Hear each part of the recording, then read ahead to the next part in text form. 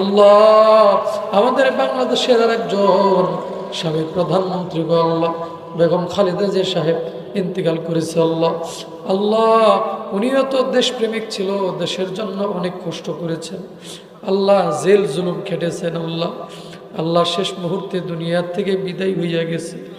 আল্লাহ সে যেমন থাকুক না কেন ইসলামের পক্ষে অনেক কথা বলছে। আল্লাহ আল্লাহ আমরা যখন শাপলা চত্বরে গিয়েছিলাম, শাপলা চত্বরের সাক্ষী তো আল্লাহ আমি নিজেও মার খেয়েছি। আল্লাহ শাপলা চত্বরের হত্যার বিরুদ্ধে আল্লাহ গো মুসলমানদের পক্ষে বেগম খালেদা জিয়া অনেক কথা বলেছে। আল্লাহ গো ওনাকে তুমি জান্নাত দিয়ে দাও, ওনার জীবনের ভুল ত্রুটি আল্লাহ মাফ করিয়া দাও। আমাদের বাংলাদেশের সাবেক প্রধানমন্ত্রী বেগম খালেদা জিয়া ইন্তেকাল করছে, দুনিয়ার থেকে বিদায় হয়ে গেছে। আমরা সবাই জানি না? আমরা জানি বেগম খালেদা জিয়া মূলত একজন দেশপ্রেমিক ছিল। কথা বল ঠিক কিনা? দেশের জন্য সে তার অনেক অবদান, অনেক কিছু করছে, ইসলামের পক্ষে সে কথা বলছে।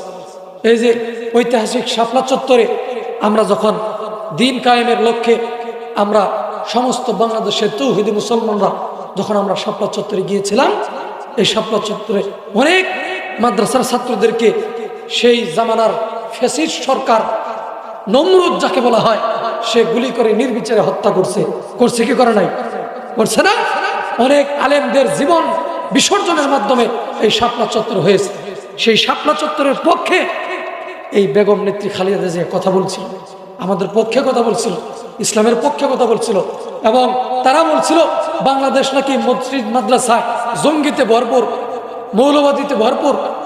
এই খালেদা জিয়া এটার প্রতিবাদ করছিল যে বাংলাদেশে কোনো মৌলবাদী নাই, যারা আছে তারা হলে ইসলামপন্থী মুসলমান, তারা কোনো মৌলবাদী নয়।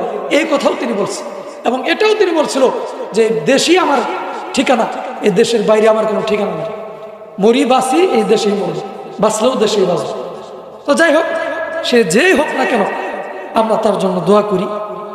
আল্লাহ পাক তার জিন্দগির সব গুনাহ যেন মাফ করে দিয়ে তার জন্য জান্নাতের উঁচু মাকাম দান করেন এবং তার কাজগুলাকে আল্লাহ পাক দিনের জন্য কবুল করেন। যেরকম আমিন, আরেকটু যেরকম আমিন।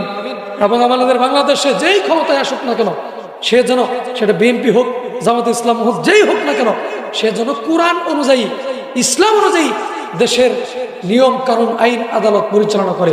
যেরকম কথা ঠিক কিনা? আল্লাহ পাক কবুল করুক। যেরকম আমিন, আরেকটু যেরকম আমিন।